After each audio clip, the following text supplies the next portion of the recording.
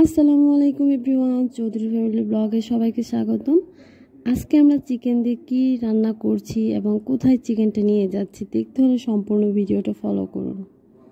আমরা কিচেনের ভিতরেই সম্পূর্ণ চিকেনটা কেটে নিয়েছি এবং কেটে নেওয়ার পর এগুলো আমরা ওয়াশ করে নিচ্ছি।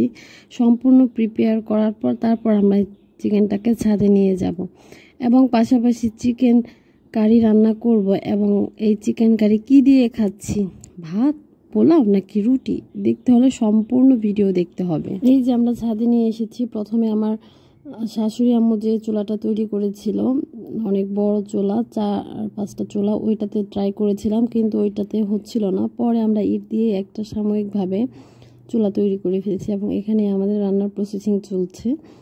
অলরেডি আমরা সব মশলা কষিয়ে চিকেন দিয়ে দিয়েছি এবং এখন একটু পরপর আমরা টেস্ট করছি, দেখছি সব কিছু ঠিক আছে কিনা। আর এখানে শুধুমাত্র আমি একা ছিলাম না, এখানে আমার কয়েকজন ভাগিনা ছিল, আমার ননদ ছিল। যে যাই বলুক, পিকনিক বলুক, চড়ুই ভাতি বলুক আর জুলাপাতি বলুক, এগুলো কিন্তু আসলে শৈশবকালের আনন্দ, এগুলো মাঝে মাঝে করতে হয়। আর আমরা বেশিরভাগ সময় বাড়িতে করে থাকি, যেমন আমার ননাস, আমার হাজব্যান্ড, আমার শ্বশুর শাশুড়ি সবাই মিলে আমরা কিন্তু কিছুদিন পরপরই এরকম চড়ুই ভাতি জুলাপাতি যেটাই বলুক না কেন এটা আমরা করে থাকি। আর এদিক দিয়ে আমার ভাগিনা আমাদের ছাদে থেকে একটা লেবু গাছ থেকে লেবু ছিঁড়ে নিয়েছে।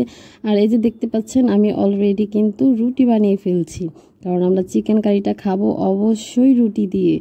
আর অনেক বড় তা একটা ছাদে নিয়ে গিয়েছিলাম, এইটাতে 3টা করে রুটি ছেঁকা যায়, এর জন্য এখানে 3টা করে রুটি দিয়ে দিয়েছি।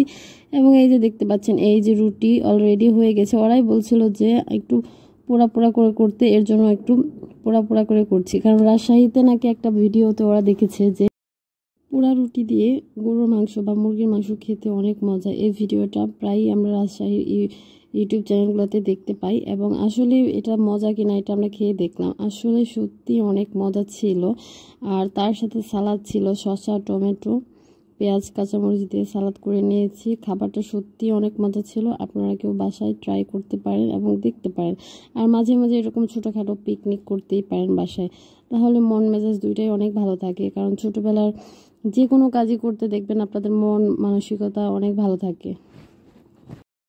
আর অসংখ্য অসংখ্য ধন্যবাদ যারা এই ভিডিওটা ধৈর্য সহকারে দেখেছেন এবং আমাকে সাপোর্ট করেছেন এবং লাইক কমেন্ট